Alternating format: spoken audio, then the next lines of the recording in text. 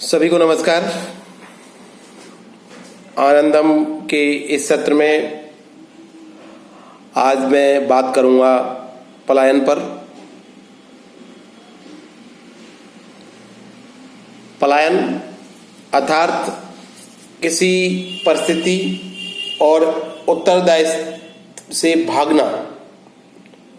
पलायन का अर्थ हम लगा सकते हैं कि किसी भी स्थिति, परिस्थिति या उत्तरदायित्व से भाग जाना पलायन कहते हैं।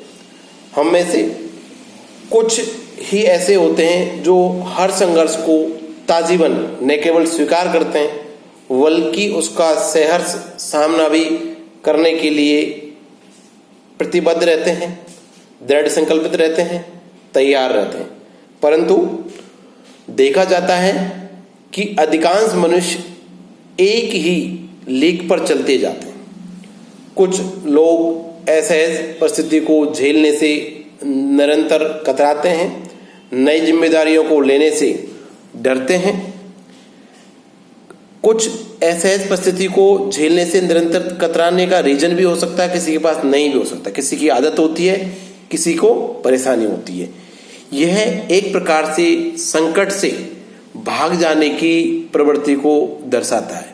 यह उनकी बाध्य वस्तु स्थिति का परिणाम हो सकता है या हो सकता है कि उनका व्यक्तित्व ही पलायनवादी हो।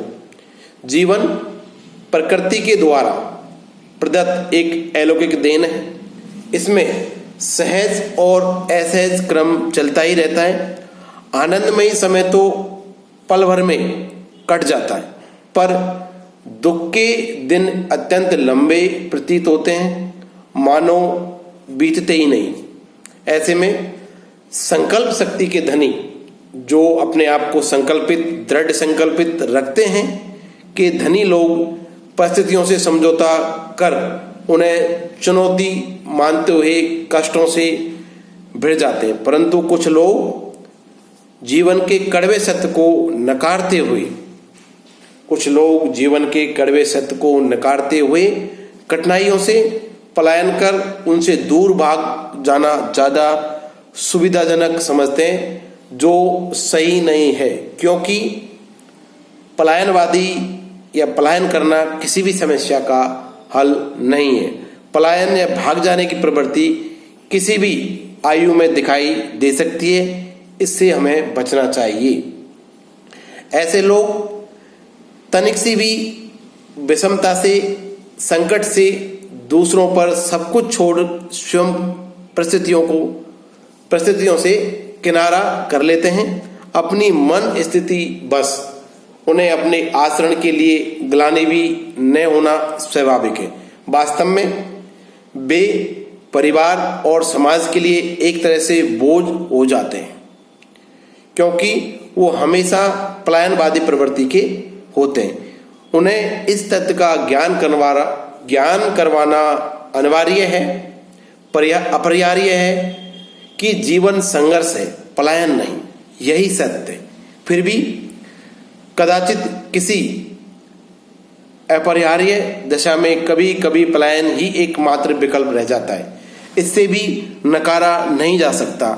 जैसे वर्तमान में कोरोना काल में, कोविड-19 के प्रारंभिक दौर में मानव या शहरों में रहने वाले लोग काफी मात्रा में गांवों की ओर पलायन किया, जिससे उनकी विशेष संकट की परिस्थिति उनके सामने आई, लेकिन उनके सामने कोई और रास्ता दिखाई नहीं दे रहा था। इसलिए उन्होंने पलायन करना उचित समझा। हो सकता है कहीं आवश्यक हो पलायन करना, लेकिन उसको जीवन में आदत नहीं मानना चाहिए।